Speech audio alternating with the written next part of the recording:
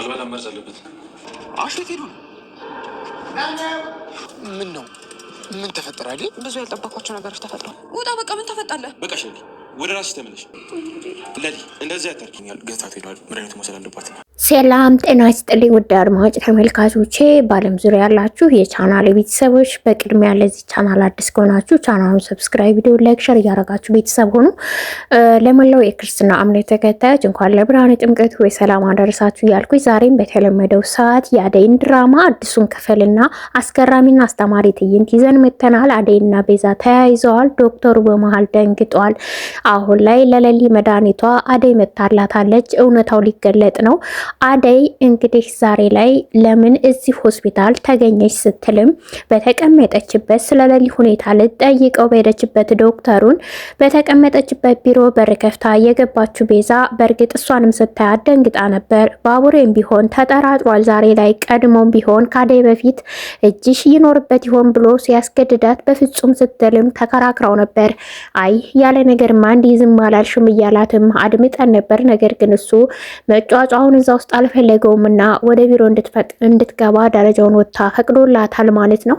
በሌላ በኩል ፍቅር እንግዲህ አደይ ስለማትፈልግ እንጂ ቤተሰቦቿ ሳይፈቅዱላት ቀርተው አይደለም። አትመናት። እኔን ምልህን ነገር ሁሉ ልትረዳኝና ልታዳምጠኝ ይገባል። ይህን ስልህ ደግሞ ስለምወድህ ብቻ ስለምትወደኝ ነው ብለህ እንደምትገምት አልጠራጠርም። ነገር ግን እውነታውን ከመናገር ወደ ኋላ ልልም።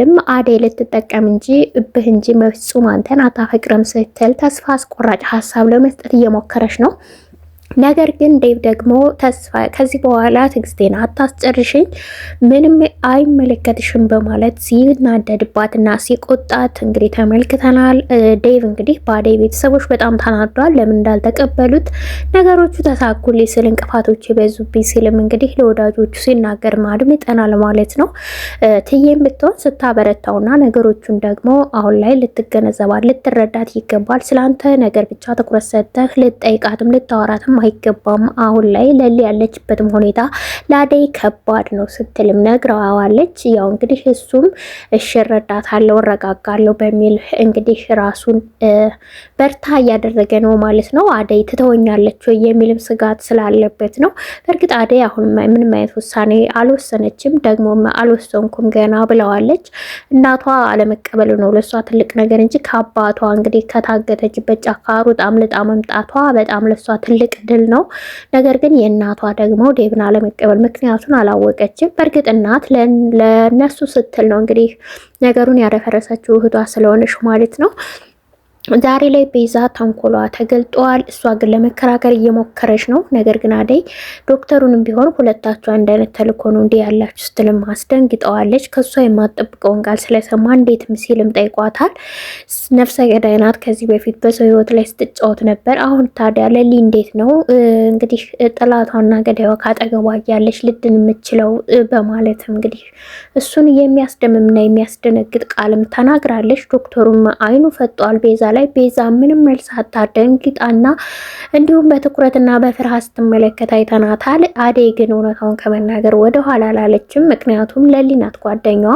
ለሊን እንግዲህ ዛሬ ላይ እኔ አደይ ነው የምትላት እንኳን የአደይ አበባ በማለት ነበር ከስከት ላይ ሳቀችባት በስሟ እንጂ እንኳንስ ልታናግራትና ልታውቃት ይቅር በፍጹም ማናቸውንም አታስታውስም።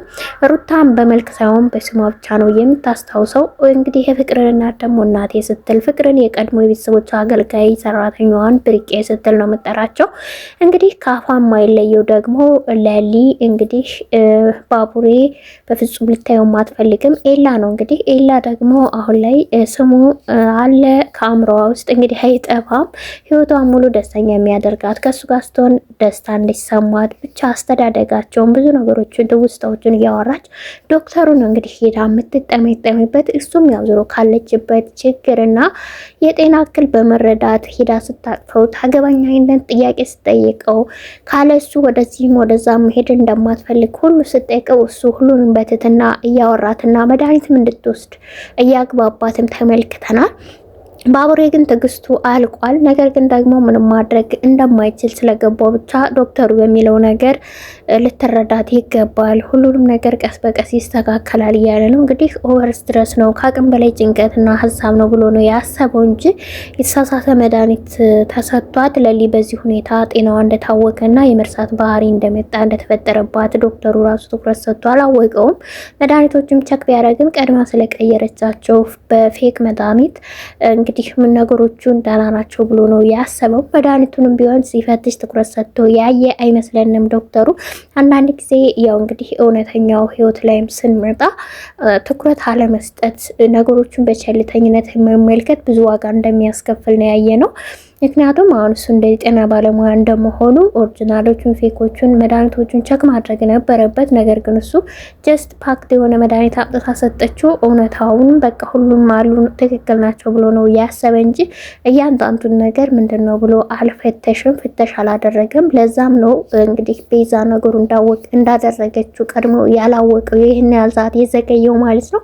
ሁሉም እንግዲህ ስለ ቤዛ ጥሩ አስተያየት ጥሩ ባህሪ እንደሌላት ሁሉም ከዚህ ቀደም እየመጡ እነ ዳይመንድም ሆነ እንዲሁም ደግሞ ባቡሬም ቢሆን ተናግሮ ነበረ። ዛሬ ላይ አደይ ስታታክልበት ከዚህ ነገር ላይ በፍጹም እሱም ወደኋላ አይልም።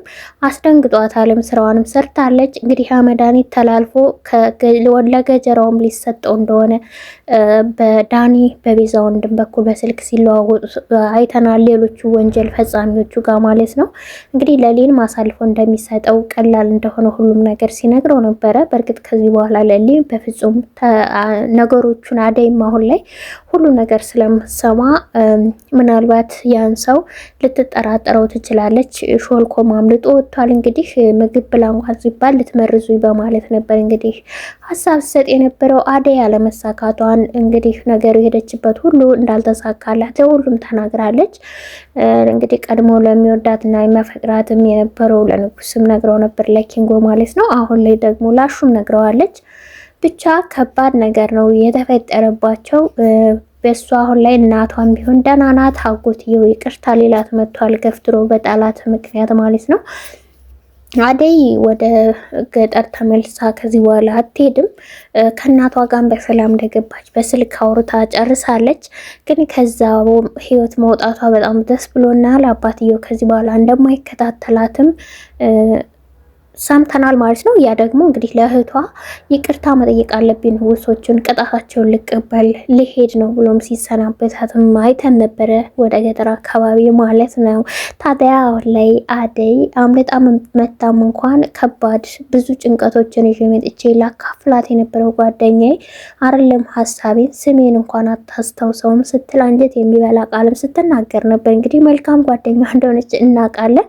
ለሊ ወደ ጤናዋ ትመለሳለች ብለን እናስባለን። እንግዲህ ቤዛ ግን ከዚህ በኋላ ወንጀለኛ መሆኗ ታውቋል። ከስራዋ ገበታዋም ትፈናቀላለች። እንዲሁም ሌሎች ነገሮችም ሊደርሱባት ይችሉ ይሆናል ብለን ከሆኑ እናስባለን። መድኃኒቱም ይያዛል ብለን ነው የምንገምተው፣ ህገ ወጡ ማለት ነው። አድማጭ ተመልካች ላይክ፣ ሰብስክራይብ፣ ሸር እያደረጋችሁ ቤተሰብ ሁኑ። ቀጣይ ክፍል ይዘን እንመጣለን። መልካም በዓል ይሁንላችሁ።